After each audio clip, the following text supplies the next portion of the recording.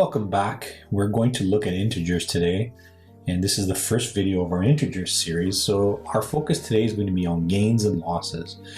And we are going to identify gains with a positive sign or a plus sign, and losses with a negative sign or a minus sign. I'm going to keep the gains in black and the losses in red, just so it's easy for us to follow. So when you say a gain, it means you're making money. I'm going to use money as an example. So if I gain $4, that's a plus.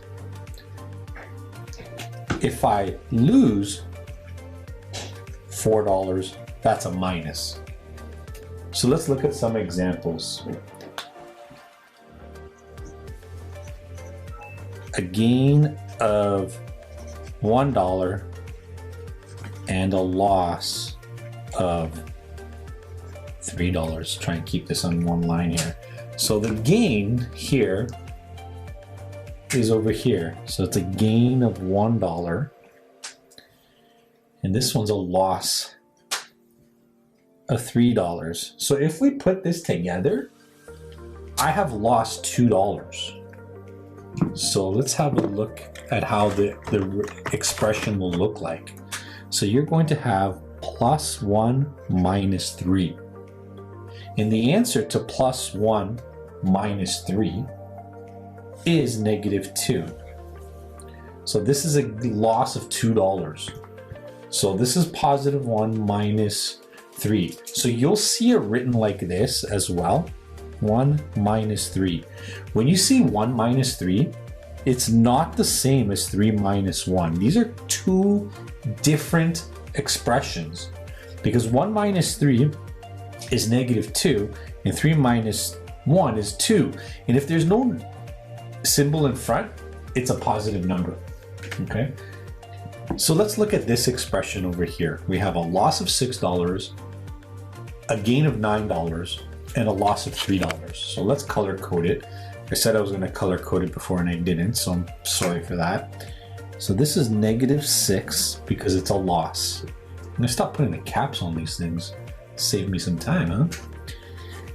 A gain of $9 and a loss of $3. So here is our expression. This is how we would write it if we have to make an addition or subtraction statement. Negative 6 plus 9 minus 3. The negative 6 and the negative 3 together, negative 6 plus negative 3. So now you have to add the two negatives together, which is going to sound a little tricky, and it's going to look really tricky when you have this here. Okay, so let me show you why I have written it like this. So I need a different color because I'm going to show you what step I skipped.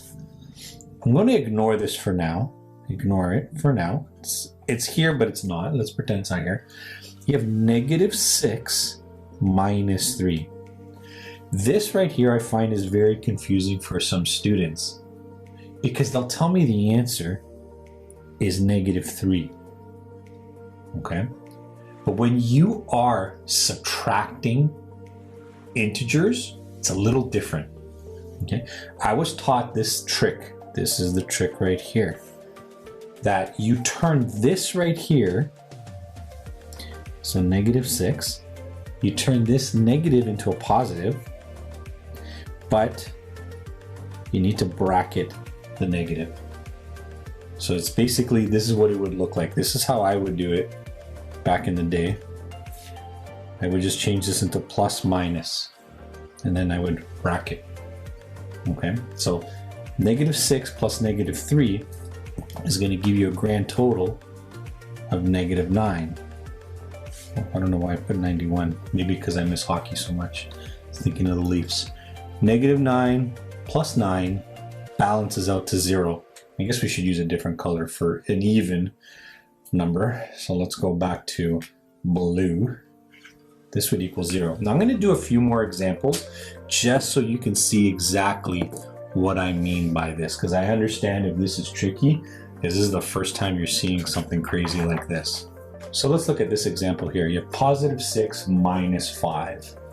So this would equal, well, you have 6 basically what this is, go back to old school math, it's 6 minus 5. The answer is 1.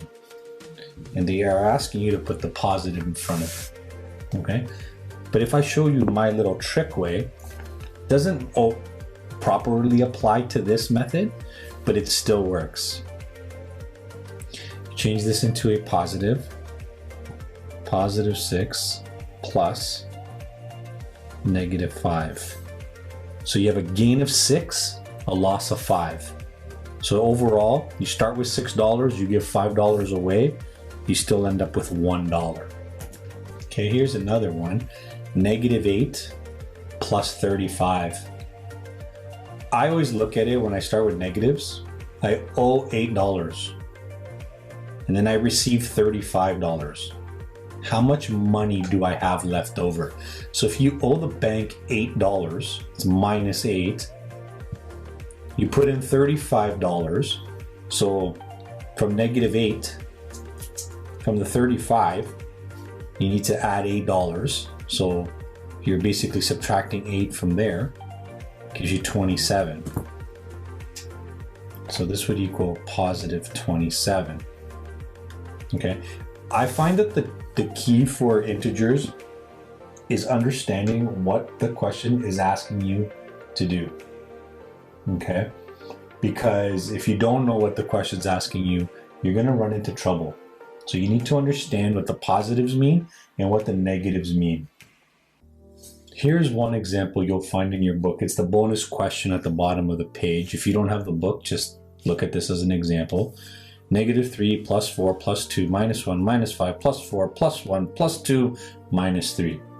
Okay, so let's go through this, see how we would attack this question. I'm going to show you a couple ways to do this. Number one, I'm just going to go straight and go through this question from left to right. This is my preferred method, and here's how it would look like. So I'm going to do my thinking out loud for you. I'm starting off with negative 3.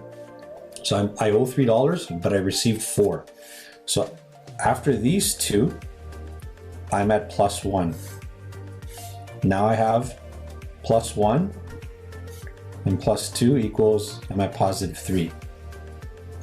Now to subtract 1, I'm at positive 2. Subtract 5. If you have $2 and you owe 5, you're now minus 3. Minus 3 plus 4 brings me back up to plus 1. Plus 1 again, so it's plus 2. This one's plus 2, so it gives me, I'm at positive 4 right now. And positive 4 minus 3, so I have $4 and I give away 3 for some reason. I have 1. So my net outcome, the total outcome, would be positive 1. Let's do some more examples. And I told you before I was going to show you another way to do this, so I'm going to demonstrate that way over here.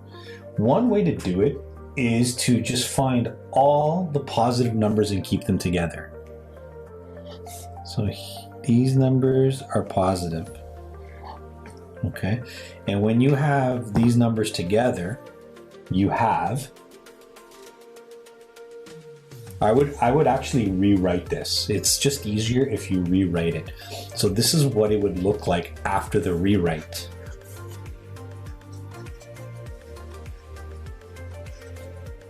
So I've written these 3 down. These are the 3 that I circled, and then just insert the remaining negatives. So now this is the rewrite. And what you can do is just add these up first. So when you have 3, positive 3, positive 4, and positive 6, this gives you a grand total because they're all positive. So I'm going to stick with my marker. It's positive 13. Now these ones are all negative numbers. So negative 5 and negative 1 would be negative 6. Negative 6 and negative 2 is negative 8. And negative 8 and negative 4 is negative 12. I just realized I've been using the wrong colors, I'm sorry. So your grand total here, you have 13 on the positive side, 12 on the negative, leaves you with a total of 1. My markers are no good. Here's an example that you'll see in the book as well. It's negative 3 plus 7 plus 3. And what it's telling you is when you see a negative 3 and a positive 3, they can cross each other out. This is another trick I like to use because negative 3 plus 3 is going to be 0.